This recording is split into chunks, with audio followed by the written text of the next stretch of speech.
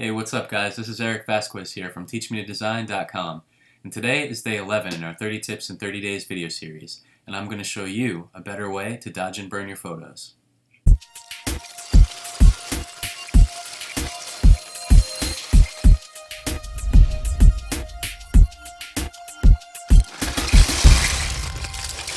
Alright guys, so one of the best ways that you can enhance your photos, whether it's a product shot or studio shot or anything like that, is to use a popular retouching technique referred to as dodging and burning.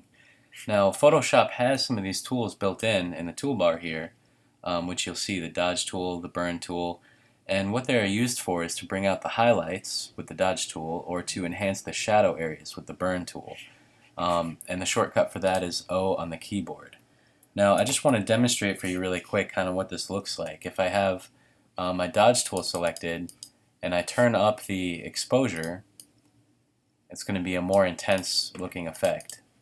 But you'll see what's happening here is it's kind of bringing out a lot of the highlights and color in the hair.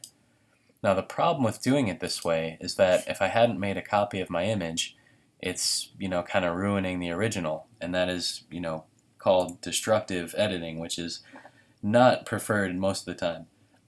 But I'm going to show you guys a better way to do this. So go ahead and make a copy of your original background image, and then come down to the new layer icon on the bottom of your layers palette, and before you click, hold down the Alt Option key. Now you'll be prompted with this dialog box here that's going to ask you to put in a name. You can call it whatever you'd like, and we're going to check off this option that says use previous layer to create clipping mask. Now I'll show you what a clipping mask is if you're not already sure, but for the moment just stick with me as we set up the rest of our parameters here. We want to fill this layer with a solid gray and make sure that you change the mode to overlay.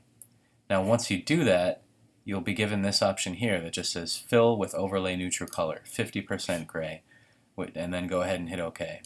So the reason we want this 50% gray is because when it's set to overlay, you really can't even tell the difference, what's happening with this layer, which is good because if this layer were black, totally black and set to overlay, you'd see that, or if it were 100% white, it would just be too extreme. So we just want a nice neutral color.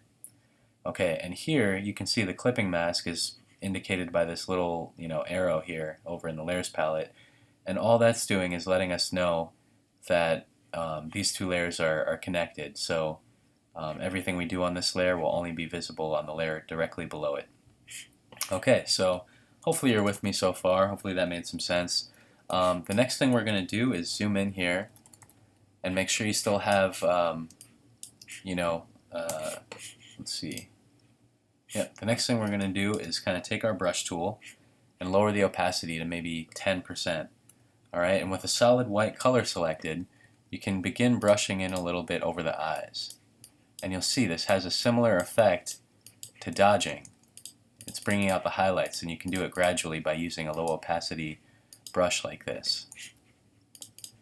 And what's great about this technique is that, by keeping it on a separate layer, it's non-destructive, so you can always go back to it or modify it if you need to. Now this image probably had some retouching done on it already, but I'm just kind of enhancing it a little bit more so that I can show you guys how this works and what it looks like. Now, you also want to do this over some of the highlights on the hair, but again, be careful not to overdo it so much that it just looks, totally fake. But it's a really great way to enhance, portraits or product shots, cars, pretty much anything. I use it in any of my digital art to really pop out areas that you want to stand out. Or if you change the brush to black now, you can use this to bump the shadows and push them back. So you want to do that for areas where there's already some shadows just to enhance it, like so. And you can toggle back and forth between the black and the white brush just by using the X key on your keyboard. So we're going to go ahead and just burn a little bit more in the shirt here. And I'm going kind of quickly just to to save a little bit of time here, but normally I would spend probably a good 30 minutes at least for something like this, just to go over every area, especially on things like the jewelry and the hair and the skin. it'll really make a difference, and it will add a certain amount of professionalism to any of your images.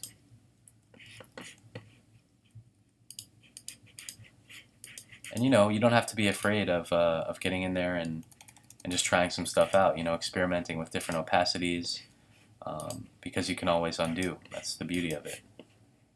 Or you can always erase it with a mask, or do several other things. So I just want to show you really quickly the before and after of how this looks. So you can see here I'm turning the layer on and off. Before and after. Before, after.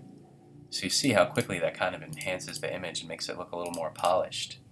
And you can use this in conjunction with other retouching techniques, of course, but this effect by itself is a great non-destructive way to do dodging and burning on any of your images. Now I'm just going to unclip the clipping mask for a second so that you guys can see what this layer looks like by itself. Now if I'm just looking at the overlay layer with the 50% gray, you can see all the areas that I've dodged where all the white is, and you can see the areas that I've burned where the darker grays and blacks are. Alright guys, well that about does it for this video. I hope that you found this useful, and if you did enjoy it, please support us by giving us a thumbs up or a like, and sign up for our newsletter. And be sure to let us know what you guys are working on and how we can help you design better.